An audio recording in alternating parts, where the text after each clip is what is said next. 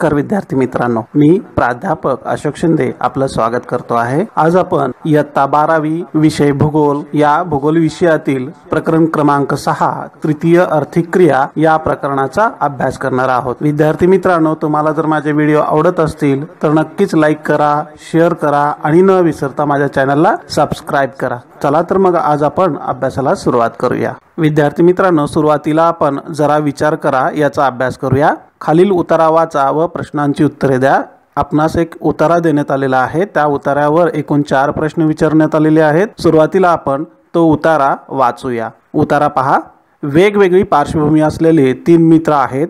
त्यांनी एकाच कॉलेजमधून पदवी प्राप्त केली आणि त्यांनी नवीन उद्योग स्थापन करण्याचे ठरवले। रोहित हा शेतकऱ्याचा मुलगा आहे। त्याने कला शाखेतून पदवी प्राप्त केली आहे। तो त्याच्या वडिलांचा शेतीचा व्यवसाय पण वेगळ्या पद्धतीने करण्याचा विचार करत होता। त्याला वाटत होते की त्याच्या 2 एकर शेतातून निर्यातक्षम उत्पादने घ्यावीत। शेजल ही एक उद्योगपतीची मुलगी आहे। त्यांचा घाऊक पद्धतीने बेकरी उत्पादने तयार करून विक्रीचा व्यवसाय आहे।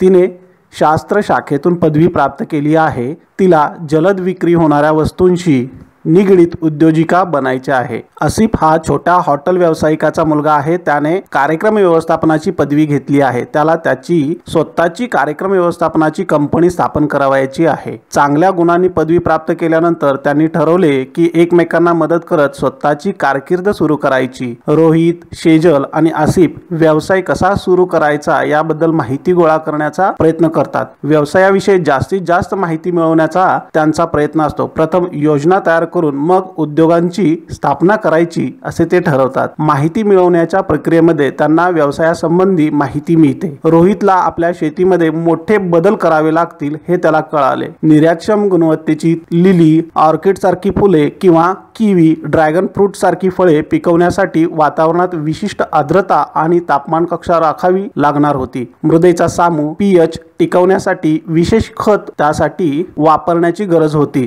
त्याला हे देखील समजले होते की त्यासाठी तालुका कृषी अधिकाऱ्याची मदत घ्यावी लागेल। सर्वात महत्त्वाचे म्हणजे निर्यातीवर आधारित व्यवसाय सुरू करण्यासाठी परवाना काढावा लागतो। परदेशी व्यवहार करण्यासाठी बँकेत एक खाते उघडावे लागते। तसेच याही गोष्टींची माहिती मिळाली की निर्यातक्षम गुणवत्तेच्या उत्पादनासाठी रोपे कोठे मिळतात। आखाती राष्ट्रामध्ये या फुलांना चांगली मागणी असून त्यापासून आर्थिक परतावाही चांगला मिळतो। हे देश जवळचे असल्याने विमानाने काही तासातच माल या देशांना पोचता करता येतो। त्यामुळे त्यांचा ताजेपणा, मालाची गुणवत्ताही चांगली राखता येते। आपला उद्योग थेट त्या देशात उभारण्यासाठी तेथील काही विक्रेत्यांना भेटी देण्याचे रोहितने ठरवले। सेजेलचे हे लक्षात आले की टूथपेस्ट ही लोकांच्या नित्य गरजेची वस्तू आहे। तिच्या शास्त्र शाखेच्या पार्श्वभूमीवर दंत आरोग्य चांगले ठेवण्याचे प्रगत सूत्र तिने ठरवले। त्यासाठी तिने औषध निर्माण उद्योगात काम करत असलेल्या चुलत भावाची मदत घेतली। याशिवाय खालील अनेक गोष्टींचे उद्योग सुरू करण्यासाठी आवश्यकता होती याची तिला माहिती मिळाली। उद्योगासाठी लागणारे यंत्रसामग्री विकत घेणे आणि कामगार नेमणे, उद्योग स्थापनेसाठी जागा, शासनाच्या सक्षम यंत्रणेकडून उद्योगासाठीचे न हरकत प्रमाणपत्र, तसेच विविध परवानग्या जसे अग्निशामक कार्यालयाचे न हरकत प्रमाणपत्र, तयार केलेली टूथपेस्ट भरण्यासाठी ट्यूब व वेस्टर्नासाठी कागदी डब्बे तयार करून देणारे उद्योग, उत्पादनाच्या जाहिरातीसाठी जाहिरात संस्थेची नेमणूक। खरे तर एवढे मोठे पाऊल उचलताना शेजल थोडी साशंक होती, कारण या व्यवसायात मोठ्या प्रमाणावर भांडवल व जागेची गरज होती। शासनाच्या स्टार्टअप योजनेअंतर्गत तिला कमी व्याजदराचे कर्ज मिळू शकते हे शेजलला कळल्यावर तिला थोडा हुरूप आला। शेजलच्या वडिलांनी तिचा जमिनीच्या उपलब्धतेचा प्रश्न सोडवला। त्यांनी शहराच्या एका टोकाला असलेली त्यांच्या मालकीची जमीन शेजलला देऊ केली। त्यात त्यांनी उद्योगांसाठी लागणाऱ्या पायाभूत सोयी जसे वीज आणि पाणी जोडणी ठेकेदाराकडून इमारत बांधून घेण्याचे ठरवले। हे तयार जमीन प्लॉट त्यांना शेजलला भाडे करारावर देण्याचे ठरवले। आसिफला त्यांच्या व्यवसायाकरता प्रामुख्याने सेवा व मनुष्यबळाची आवश्यकता आहे हे लक्षात आले। या व्यवसायांसाठी मनुष्यबळ भाड्याने काही काळासाठी सहज उपलब्ध होते हेही त्याला कळाले। जसे खानपान सेवा, वाजंत्रीवाले, फुलवाले, ध्वनिवर्धक इत्यादी कामांसाठीचे मनुष्यबळ प्रत्येक कार्यक्रमासाठी आवश्यक असणाऱ्या परवानग्या विविध सक्षम यंत्रणांकडून घ्याव्या लागतात। त्या कशा घ्यायच्या याचीही माहिती त्याने करून घेतली। व्यक्ती त्याचा व्यवसाय सुरू करण्यासाठी बाजारपेठेत एखादे कार्यालय उघडणे योग्य होईल असे त्याच्या लक्षात आले. त्याच्या स्टार्टअप साठी एक माहिती पत्रक व स्वतःचे व्हिजिटिंग कार्ड त्याने तयार करून घेतले. वर्षभराच्या नियोजनानंतर तिन्ही मित्रांनी आपापले व्यवसाय सुरू केले. त्यांनी त्यांचे व्यवसाय स्वतःच निवडलेले असल्याने ते करण्यास त्यांना आनंद वाटत होता. त्यांचे व्यवसाय आता त्यांच्या विशेष आवडीचे बनले आहेत. अशा प्रकारे विद्यार्थी मित्रांनो आपण या उतार्याचं वाचन केलेलं आहे आणि या उतार्यावर जे 4 प्रश्न आहेत त्यांचं आता आपण उत्तर देऊया. पहिला प्रश्न आहे विविध सक्षम यंत्रणा म्हणजे काय? याचं उत्तर पहा. विविध व्यवसाय करताना शासनाच्या विविध विभागांची पूर्व परवानगी व परवाना घेणे गरजेचे असते. हे विभाग त्या व्यवसायांसाठी आवश्यक असणारे नियम, अटी व तरतुदीनुसार तो व्यवसाय करण्याची परवानगी व त्यातून तयार होणाऱ्या उत्पादनांच्या गुणवत्तेची हमी देतात. या यंत्रणांना सक्षम यंत्रणा असे म्हणतात. उदाहरणार्थ विविध प्रशासकीय विभाग, नगरपालिका, पोलीस विभाग, अन्न व नागरी पुरवठा विभाग, अग्निशामक दल इत्यादी. विद्यार्थी मित्रांनो या उत्तरावर दुसरा प्रश्न आहे गोष्टीतील तिन्ही मुले कोणत्या प्रकारचे आर्थिक व्यवसाय निवडणार आहेत? तर याचं उत्तर पहा. गोष्टीतील रोहित हा प्राथमिक व्यवसायातील फुलबाग शेती, शेजल ही टूथपेस्ट तयार करण्याचा द्वितीय व्यवसाय, तर आसिफ हा तृतीयक व्यवसायातील कार्यक्रम व्यवस्थापन हे व्यवसाय निवडणार आहेत. विद्यार्थी मित्रांनो या उत्तरावर तिसरा प्रश्न आहे प्रत्येकाचा त्याच्या आर्थिक व्यवसाय करताना इतर कोणत्या आर्थिक व्यवसायांशी संबंध येईल? याचं उत्तर पहा. रोहित हा फुलबाग शेती करणार आहे. त्याचा संबंध खत निर्मिती उद्योग, कृषी सेवा केंद्र, बँकिंग, वाहतूक, विक्रेते, रोपवाटिका व्यावसायिक इत्यादी इतर आर्थिक व्यवसायांशी संबंध येईल. तर शेजल ही टूथपेस्ट निर्मिती उद्योग करणार आहे. तिचा संबंध औषध निर्मिती उद्योग, यंत्र सामग्री निर्मिती उद्योग, टूथपेस्ट वेस्टर्न तयार करणारे उद्योग, जाहिरात कंपनी, बँक, बांधकाम व्यावसायिक व विविध सक्षम यंत्रणा यांच्याशी येईल. तर शेवटी आसिफ हा कार्यक्रम व्यवस्थापनाचं काम करणार आहे. हे काम करत असताना त्याचे खानपान सेवा, वाजंत्रीवाले, फुलवाले, ध्वनिवर्धक व्यावसायिक, प्रिंटिंग प्रेस व सक्षम यंत्रणा या व्यवसायातील लोकांशी त्यांचा संबंध येणार आहे. या उतार्यावरील शेवटचा व चौथा प्रश्न आहे वरील परिच्छेदात जेवढ्या आर्थिक क्रिया आल्या आहेत त्यांचे आर्थिक प्रकारानुसार वर्गीकरण करा. याचं उत्तर पहा. प्रथम आपण प्राथमिक आर्थिक क्रिया कोणत्या आलेल्या आहेत त्या पाहूया. प्राथमिक आर्थिक क्रिया रोपवाटिका, शेती, फुलबागा शेती इत्यादी या प्राथमिक आर्थिक क्रिया आहेत. द्वितीय आर्थिक क्रिया बेकरी व्यवसाय, औषध निर्मिती उद्योग, यंत्र निर्मिती उद्योग व वेस्टर्न तयार करणारे उद्योग या द्वितीय आर्थिक क्रिया आलेल्या आहेत. तर तृतीय आर्थिक क्रिया यामध्ये हॉटेल व्यवसाय, कृषी सेवा केंद्र, बँक, वाहतूक, जाहिरात कंपनी, प्रिंटिंग प्रेस, आयात निर्यात, यांत्रिक व ध्वनिवर्धक, फुलवाले इत्यादी तृतीय आर्थिक क्रिया या परिच्छेदामध्ये आलेल्या आपणास दिसून येतात. विद्यार्थी मित्रांनो आपण ज्या उतार्याचा अभ्यास केला त्या उतार्यामध्ये अनेक मानवी व्यवसायांचे उल्लेख आलेले आहेत. या सर्व व्यवसायांना मानवाच्या आर्थिक क्रिया म्हणून अभ्यासले जाते. म्हणजेच या उतार्यामध्ये आलेले फुलबागा शेती, बेकरी व्यवसाय, प्रिंटिंग प्रेस, वाहतूक व्यवसाय, बांधकाम व्यवसाय, टूथपेस्ट निर्मिती उद्योग, विविध यंत्रसामग्री उद्योग हे जे काय वेगवेगळ्या आर्थिक व्यवसायांचा उल्लेख आलेला आहे हे सर्व आर्थिक व्यवसाय हे मानवाच्या आर्थिक क्रिया आहेत. आणि या मानवाच्या आर्थिक क्रिया या विविध प्रकारांमध्ये वर्गीकृत आपण करत असतो. यातील पहिला प्रकार येतो तो म्हणजे प्राथमिक व्यवसाय. जे व्यवसाय पूर्णपणे निसर्गावर अवलंबून असतात. या व्यवसायामध्ये नैसर्गिक साधन संपत्तीचा सरळपणे वापर केला जातो आणि त्यातून मानवाच्या उदरनिर्वाहाची गरज भागवली जाते. त्या व्यवसायांना प्राथमिक व्यवसाय असे म्हणतात. तर काही उत्पादने मानव निसर्गातून तसेच्या तशी वापरू शकत नाही, थेट त्याचा वापर करता येऊ शकत नाही. ती उत्पादने जास्त टिकाऊ किंवा मूल्यवर्धित करून वापरणे योग्य असते. अशा वेळी या उत्पादनांवर प्रक्रिया केली जाते. यातून नवीन व वेगळी उत्पादने उपलब्ध होतात जी वापरण्यास योग्य, जास्त टिकाऊ व जास्त किमतीत विकता येतात. ही उत्पादने प्रक्रिया उद्योगाद्वारे द्वितीय व्यवसायात समाविष्ट होतात. द्वितीयक व्यवसाय प्रामुख्याने प्राथमिक व्यवसायातून प्राप्त झालेल्या उत्पादनांवर अवलंबून असतात. म्हणजे प्राथमिक उत्पादनातून तयार होणाऱ्या कच्च्या मालावर प्रक्रिया करून अधिक टिकाऊ व अधिक मूल्यवर्धित करून तो वापरला आणि नवीन निर्मिती करणाऱ्या उद्योगांना द्वितीय व्यवसाय म्हणून ओळखलं जातं. उदाहरणार्थ साखर कारखाने आहेत, सुती वस्त्र उद्योग आहे. विद्यार्थी मित्रांनो आपण प्राथमिक व्यवसायामध्ये येणारे विविध व्यवसाय व द्वितीय व्यवसायामध्ये येणारे विविध विविध आर्थिक क्रिया यांचा आपण अभ्यास केलेला आहे। आपण या अगोदर प्रकरण क्रमांक 4 मध्ये प्राथमिक आर्थिक क्रिया तर प्रकरण क्रमांक 5 मध्ये द्वितीय आर्थिक क्रिया यांचा सविस्तर अभ्यास केलेला आहे। या प्राथमिक व द्वितीय आर्थिक व्यवसायातील आदान प्रदान यांच्यातील दुवा या दोघांना पूरक असे विविध व्यवसायही असतात आणि या व्यवसायांमध्ये प्रामुख्याने सेवा, मालाची खरेदी विक्री, वाहतूक, दळणवळण, मालाची चढ उतार, तारण, कर्ज रोखे संस्था, विपणन, आयात निर्यात व्यवस्था इत्यादी हे पूरक व्यवसाय देखील असतात जे प्राथमिक आणि द्वितीय व्यवसायांना आपल्या व्यावसायिक वृद्धीसाठी मदत करत असतात। या व्यवसायांचा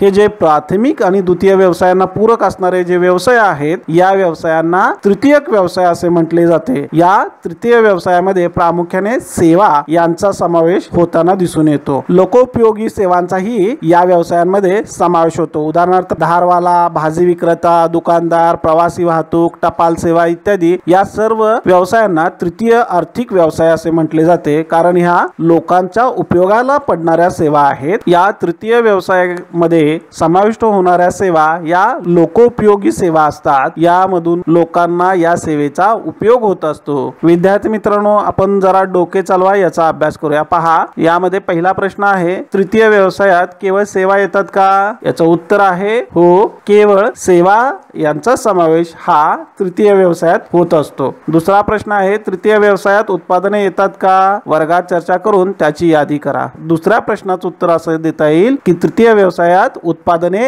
येत नाहीत का? तर केवळ सेवांचा समावेश हा तृतीय व्यवसायात होत असतो।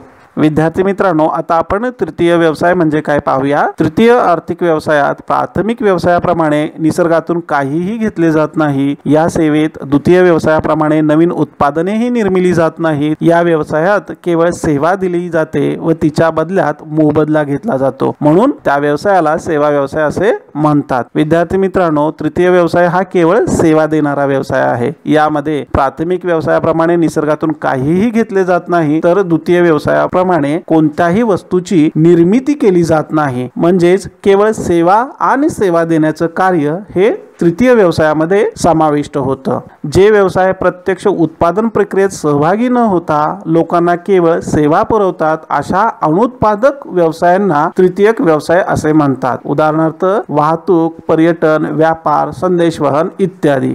तृतीय व्यवसायामधून कोणत्याही नवीन वस्तूची निर्मिती होत नाही, उत्पादन हे होत नाही, तर केवळ सेवा पुरवली जाते आणि हा व्यवसाय हा अनुत्पादक व्यवसाय म्हणून ओळखला जातो। याची वैशिष्ट्ये पहा। पहिलं वैशिष्ट्य आहे, हे व्यवसाय अनुत्पादक आहेत का? तर याच्यातून कोणत्याही प्रकारची नवीन वस्तू निर्माण केली जात नाही किंवा कोणतेही उत्पादन घेतले जात नाही, त्यामुळे हे व्यवसाय अनुत्पादक आहेत। दुसरं वैशिष्ट्य आहे, या व्यवसायातून लोकांना केवळ सेवा देण्याचे कार्य केले जाते, म्हणजेच ज्या व्यवसायातून लोकांना सेवा देण्याचे कार्य केले जाते त्या व्यवसायांचा समावेश हा तृतीय व्यवसायामध्ये होत असतो। तिसरं वैशिष्ट्य आहे, हा व्यवसाय ग्राहकाभिमुख आहे।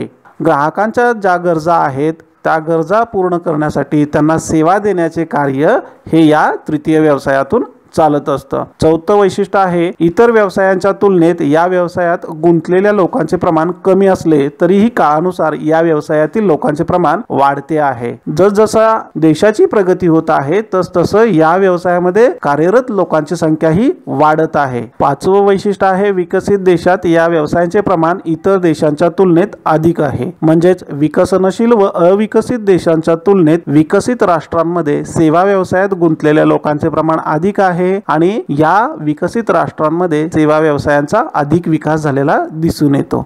सहावं वैशिष्ट्य आहे, शहरी भागात या व्यवसायाचे प्रमाण ग्रामीण भागापेक्षा अधिक असतं, म्हणजेच ग्रामीण भागाच्या तुलनेत शहरी भागामध्ये तृतीय व्यवसायामध्ये काम करणाऱ्या लोकांचं प्रमाण अधिक असतं। तृतीय सेवा देणारे जे व्यवसाय चालतात ते शहरी भागामध्ये मोठ्या प्रमाणावर चालतात तुलनेने ग्रामीण भागाच्या। अशा प्रकारे आपण तृतीय व्यवसाय म्हणजे काय, तृतीय व्यवसायाची वैशिष्ट्ये पाहिलेली आहेत।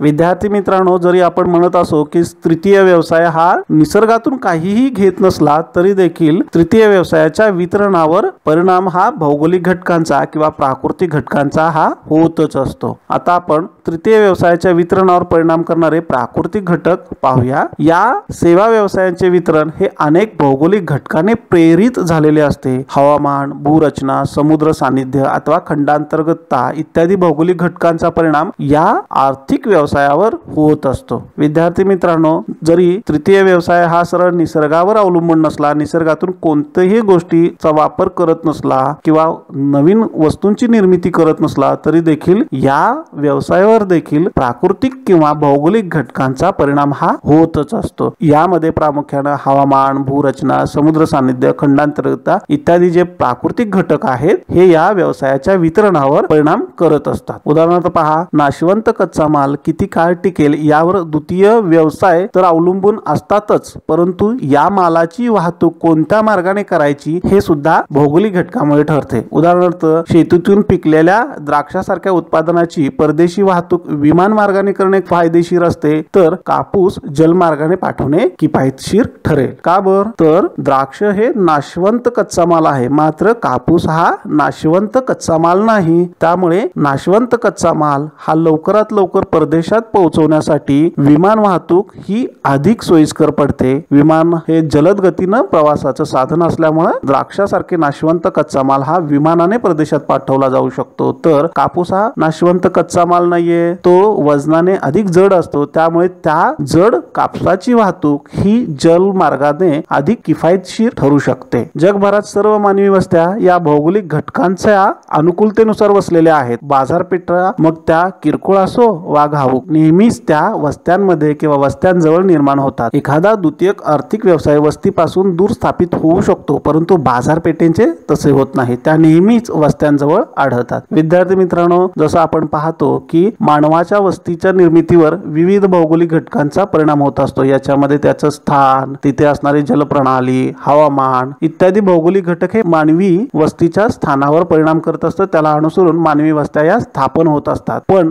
बाजारपेठा ह्या नेहमी मानवी वस्तीच्या ठिकाणीच निर्माण होत असतात, कारण बाजारपेठांमध्ये चालणारा बाजार, व्यवसाय, उद्योग हे त्या मानवी वस्तीवर आधारित असतात। त्या मानवी वस्तीमधूनच त्या बाजारपेठांची उलाढाल ही होत असल्यामुळे बाजारपेठा ह्या नेहमी मानवी वस्तीच्या जवळ स्थापन होतात। विद्यार्थी मित्रांनो, बंदर, गोदी या ठिकाणी मालाची चढ उतार होत असते।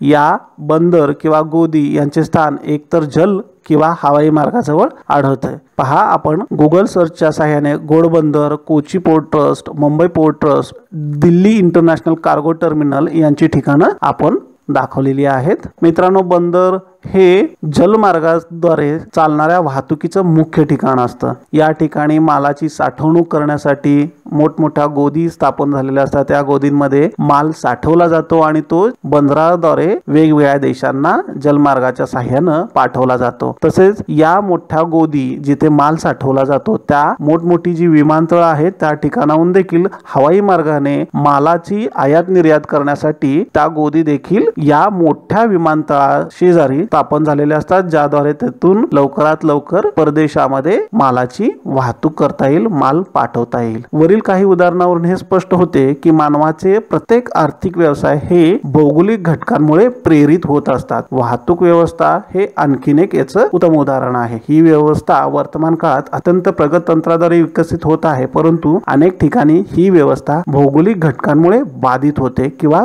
कोलमडून पडते। विद्यार्थी मित्रांनो, आपण या अगोदर जसं पाहिलं की प्राथमिक व्यवसाय हे सरळपणे निसर्गावर अवलंबून असतात, तर द्वितीय व्यवसाय हे निसर्गातून तयार होणाऱ्या कच्च्या मालावर अवलंबून असतात। म्हणजे हे दोन्ही व्यवसाय, प्राथमिक किंवा द्वितीय व्यवसाय हे निसर्गावर अवलंबून असतात। त्याच पद्धतीनं तृतीय व्यवसाय देखील थेट निसर्गावर अवलंबून नसला तरी देखील निसर्गातील जे विविध भौगोलिक घटक आहेत, हे भौगोलिक घटक या मानवाची जी तृतीय आर्थिक क्रिया आहे यावर परिणाम करत असते। मग ते उदाहरणार्थ बघा, ज्यावेळेस मोठमोठी वादळे येतात त्यावेळेस वाहतूक व्यवस्था कोलमडून पडते। तसेच डोंगराळ प्रदेशामध्ये वाहतूक व्यवस्थेचा अधिक विकास झालेला नसतो, तर मैदानी प्रदेशामध्ये अधिक वाहतूक व्यवस्था ही विकसित झालेली आढळून येते। या प्रकारे आपणास या तृतीय मानवी व्यवसायांवर भौगोलिक घटकांचा परिणाम होतानाही दिसून येतो।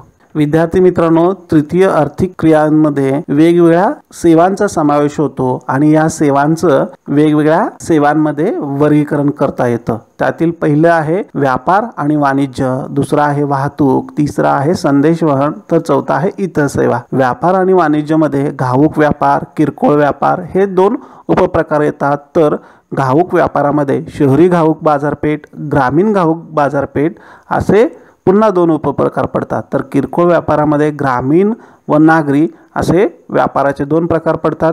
ग्रामीण व्यापारामध्ये आठवड्याचा बाजार, वस्तू भांडार, सार्वजनिक वितरण यंत्रणा या प्रकारांचा समावेश होतो। तर नागरी किरकोळ व्यापारामध्ये शृंखला भांडार, साखळी, मॉल, दुकाने, मंडई, सार्वजनिक वितरण यंत्रणा यांचा समावेश हा नागरी किरकोळ व्यापारी ठिकाणांमध्ये होत असतो। वाहतुकीमध्ये रेल्वे वाहतूक, रस्ते वाहतूक, जल वाहतूक, हवाई वाहतूक आणि नळ वाहतूक। नळद्वारे आपण वेगवेगळे नैसर्गिक वायू व पेट्रोलियम पदार्थांची तसेच दैनंदिन जीवनातील आवश्यक पाण्याची देखील आपण एका ठिकाणाहून दुसऱ्या ठिकाणी वाहतुकी करत असतो। तिसरा प्रकार संदेशवहन। संदेशवहनामध्ये टपाल, दूरसंचार, दृकश्राव्य, आंतरजाल, कृत्रिम उपग्रह यांचा समावेश होतो। तर दूरसंचारमध्ये भ्रमणध्वनी, दूरध्वनी यांचा समावेश होतो। दृकश्राव्य साधनांमध्ये फिल्म, रेडिओ, टीव्ही, छापील साहित्य यांचा समावेश होतो। चौथा जो प्रकार आहे तृतीय आर्थिक क्रियांचा तो म्हणजे इतर सेवा। इतर सेवांमध्ये पर्यटन, बँकिंग, विमा, स्थावर, व्यक्तिगत आणि व्यावसायिक सेवा या पद्धतीने आपण तृतीय आर्थिक क्रियांचे वर्गीकरण हे 4 मुख्य व्यवसायांमध्ये करतो आणि त्या मुख्य व्यवसायांचे पुन्हा आपण उपप्रकारात या तृतीय आर्थिक क्रियांचे वर्गीकरण हे करत असतो।